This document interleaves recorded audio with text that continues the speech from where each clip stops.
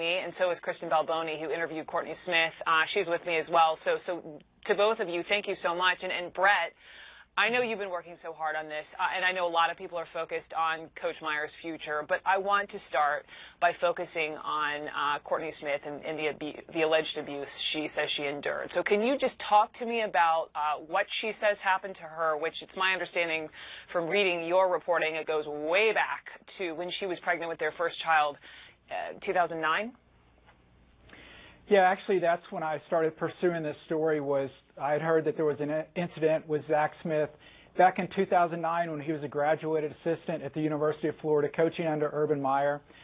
I got the information from the Gainesville Police Department. He was arrested for aggravated assault of a pregnant female. Like you said, his wife was 8 to 10 weeks pregnant. Ironically, that assault occurred on their one-year anniversary. After that, I started looking into Zach Smith's past. In Ohio, I did public record request. I uncovered a protection order, civil order, which basically is a 5-year restraining order. That was issued Friday, which was 2 days before Big Ten Media Days, and then at that point, Urban Meyer said he had no knowledge of what happened in 2015. Eventually, I was able to track down Courtney Smith. She agreed to talk to me, and I spent 3 days in Columbus, and I went through everything, all the evidence, text messages, photos that she had. I saw all the police reports, and it was very disturbing, all these domestic violence issues. But let me say, Zach Smith was never convicted. I guess people can ask the Powell police why that happened. But it was very, very disturbing. So it is disturbing when you look at the pictures and you read the text exchanges. Kristen, when you watch the interview that you conducted, I mean, reading all of Brett's reporting, all of what he's saying, obviously is what he's found and is correct, right? So Zach Smith has never been convicted. But going back to that aggravated battery on a pregnant woman victim charge, there were friends at the time of Zach Smith who came to Kristen, or rather who came to Courtney and actually wanted her to drop the charge, correct? Yeah, Brooke, actually there were a few different people that did it. She referred to one person as Urban Meyer's attorney that came to talk to her at a Panera Bread, and she said, he impressed upon her what would happen. She was supporting the family at the time because he was a graduate assistant, and he said, if his coaching career is done and this gets out, can you imagine what this would do to your family? And then it was actually Zach Smith's family, according to Courtney, who drove down his mother and his grandfather, who was former Ohio State head coach Earl Bruce. They drove down from Ohio to Florida to talk to her. Right after this incident happened, she was still deciding whether or not to press charges. She told me that she waited 8 days. They talked to her, and she told me that she felt pressured. She said the prevailing sentiment from everyone that talked to her was, this is the first time it's happened. It's probably the last, and don't you think he deserves a second chance? Smith was on Meyer's coaching staff for 11 seasons, 5 at the University of Florida, 6 at Ohio State. So, Brett, the question is, who knew what, and why did no one seem to do anything sooner? And so you got your hands on these text exchanges between Courtney and Coach Urban Meyer's wife, Shelly. So let me just read one of Shelly's responses. I am with you. She's talking to Courtney. A lot of women stay hoping it will get better. I don't blame you. Just want you to be safe. Do you have a restraining order? He scares me. This all goes on to part of their exchange. So tell me more, Brett, about these text exchanges between these two women and any other coaching staff, wives, coaching staff that would have been aware.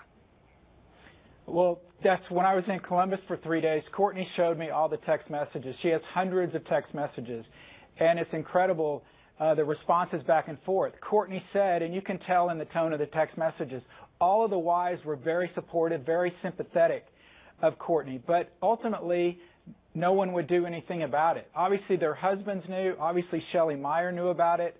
You mentioned the text exchange specifically that I put on my Facebook page. I saw hundreds of those. She had phone conversations with Shelly Meyer. Shelly Meyer, basically said she had to tell Urban Meyer. Courtney said, then please tell Urban Meyer.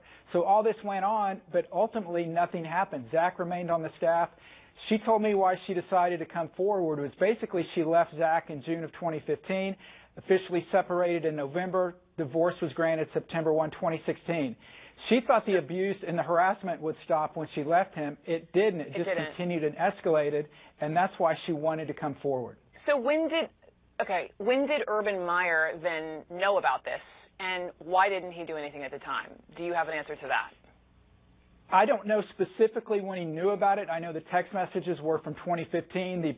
He was investigated for domestic violence on October 25th, October 26th of 2015. Also another charge on November 9th. So it was in that period. Also, Zach Smith's attorney contacted Courtney's attorney in early November and asked him how bad is it. Her attorney says it's bad. So I'm very confident at that time frame, and based on the text messages I saw, Urban probably was first aware of these domestic violence allegations sometime in the month of November 2015. Wow. And Kristen, what did Courtney say about the fact that she had reached out to these other wives, specifically the head coach's wife? Did she want her to say something? And what was her response to nothing being done? Yeah, you know, the one thing that I really took away from talking to her about this is that she told me that those coaches' wives were like her family at Ohio State.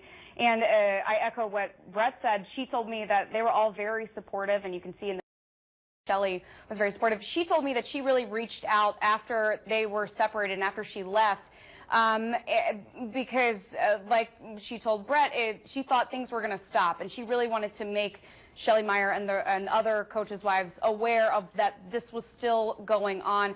I don't know exactly what she wanted to happen, but she knew by telling them that, you know, certain people were going to get involved, whereas in the past, I don't think she was ready to tell people about it while she was in the marriage.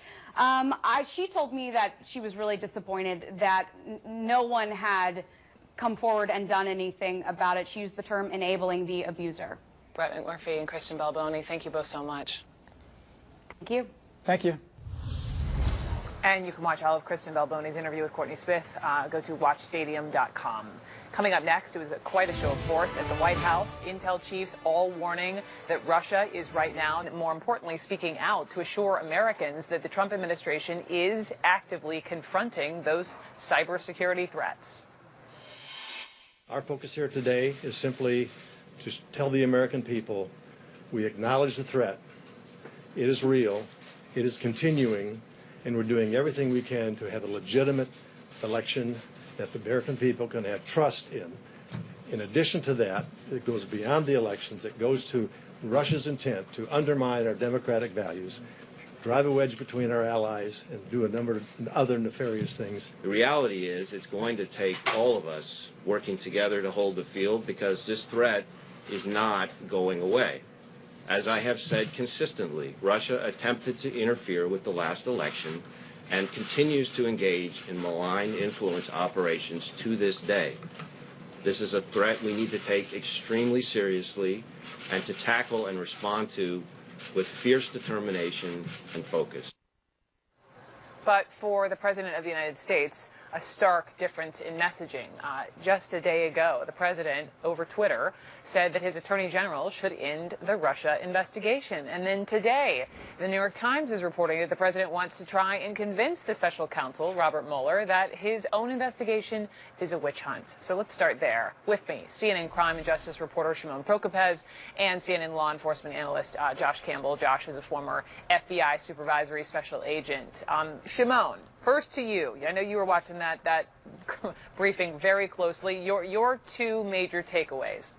Look, I think there was major news in what the FBI director there said. There were two big points I think he was trying to make, and one is that almost every office, almost every field office at the FBI in this country is engaged, is working these kinds of cases, that they have a foreign influence task force that has been set up, and they are looking at various things, including, I think the other thing he said, is campaign money that has gone into campaigns legally from foreigners. Could be Russia, could be other countries. I know that we here at CNN have spent a great deal of time looking at that, certainly with Russian oligarchs who may have put money into campaigns through various cutouts in this country. And that, I think, for the first time, we're hearing from the FBI director confirming that these kinds of investigations are underway. I think it's significant in how he described these open investigations all across the country. That, to me, was certainly jaw-dropping. You know, when you realize how big and how much of an effort now that the FBI is taking on in trying to sort of disrupt some of this. The American public has to have confidence in the voting process in this country, Josh Campbell, and you say seeing all of those intel chiefs was a great step.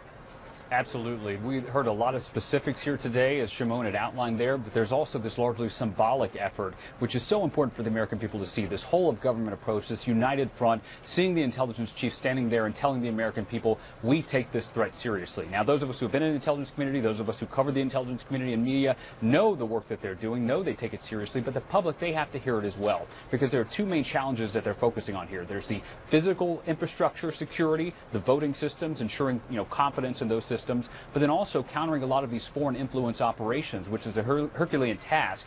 And, on both of those, they have to have that public confidence, because even if no vote is changed, if our foreign adversaries can try to persuade the American people that their vote wasn't counted, it will sow that kind of chaos that we saw in 2016. This is a great step today. But here's the but, is that